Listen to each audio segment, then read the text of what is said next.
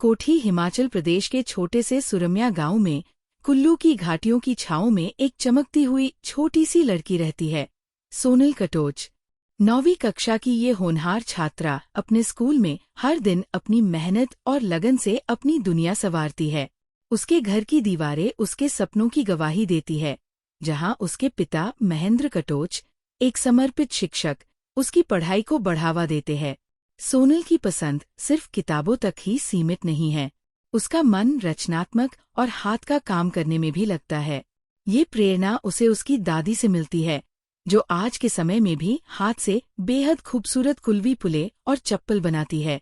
आइए सोनल से उसकी कहानी सुनते हैं। नमस्कार, मैं सोनल कटोच, राजकीय वरिष्ठ माध्यमिक पाठशाला कोठी की छात्रा आप सभी के समक्ष एक छोटा सा विषय लेकर उपस्थित हुई हूँ, जिसका शीर्षक है कुल्वी पुलें और चप्पलें आजीविका का साधन। हिमाचल प्रदेश अपनी प्राकृतिक सुंदरता के साथ साथ अपनी समृद्ध परंपराओं और लोक कलाओं के लिए भी प्रसिद्ध है।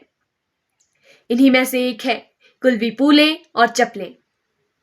प्राचीन समय में जब आधुनिक जूते और चप्पलें उपलब्ध नहीं हुआ करते थे, तब लोग स्वयं ही इन्हें बनाते थे।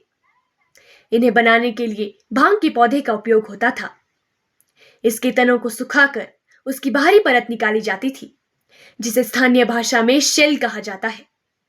इसी शेल से इन पुलों और चप्पलों का तलवा तैयार किया जाता था और ऊपरी हिस्सा बनाने के लिए बकरी के ऊन का उपयोग होता था, जो ठंड के मौसम में पैरों को गर्म रखते थे। परंतु समय के साथ साथ रंगीन ऊन और अन्य धागों का उपयोग होने लगा, जिन्होंने इन पारंपरिक जूतों की सुंदरता को और भी बढ़ा दिया। ये पारंपरिक जूते और चप्पलें केवल पहनने की वस्तु नहीं है, बल्कि ये एक धार्मिक और सांस्कृतिक महत्व भी रखती है। चूंकि इन्हें पवित्र रेशों और हाथों से बनाया जाता है, इसलिए इन्हें मंदिरों में पहनने की अनुमति होती है, जहां पर चमड़े के जूते वर्जित हैं। आज भी हिमाचल प्रदेश की हजारों महिलाएं इन पुलों और चप्पलों को बनाकर अपनी आजीविका चलाती हैं।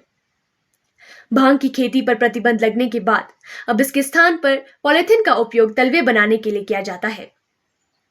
आज ये पारंपरिक जूते और चप्पलें, जिन्हें ऊन और प्लास्टिक से बनाया जाता है, ये देश विदेश के पर्यटकों को अपनी ओर आकर्षित कर रहे हैं। मुझे इन स्थानीय उत्पादों पर गर्व है, क्योंकि मेरी दादी माँ आज भी इन्हें बड़े प्रेम और लगन से बनाती है और इस परंपरा को जीवित रखे हुए हैं। धन्यवाद। जय हिंद, जय भारत।